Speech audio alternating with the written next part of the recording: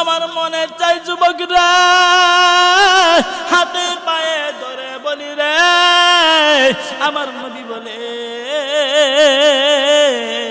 আউয়ালু মা ইউহাসাবু বিহিল আবদু ইয়াউমাল কিয়ামাতিস সালাহ। ময়দানে মাহশারায় সর্বপ্রথম আল্লাহ পাক রব্বুল আলামিন বান্দার নামাজের হিসাব নিবে। এই কারণে আমার খুব মায়া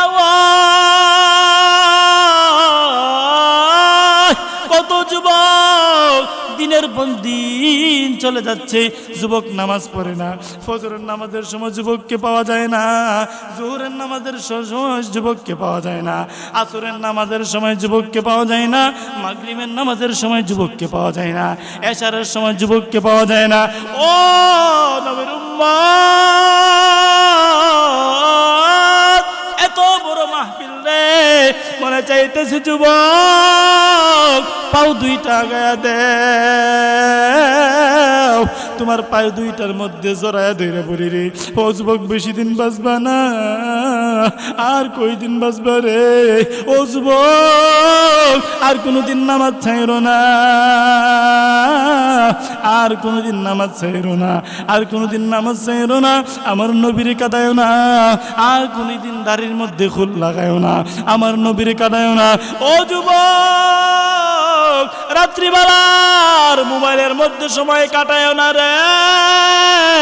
যুবক রে, পায়ে ধরে বলি রে, আজকের পর থেকে সংশোধন হয়ে যাও।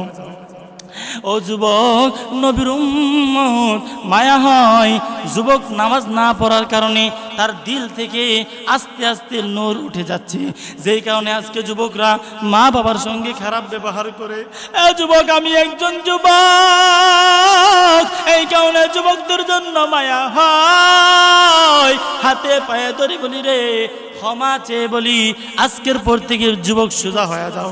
আজকের পর থেকে নিজের মন থেকে এরাদা করো, আয় আল্লাহ, জিন্দিগি ভর আমার আম্মাকে কষ্ট দিলাম, আজকের পর থেকে আর কোনোদিন মাকে কষ্ট দিব না, আর কোনোদিন নিজের বাবাকে কষ্ট দিব না। ও যুবক, এমন ভাবে খালেস তওবা করো রে।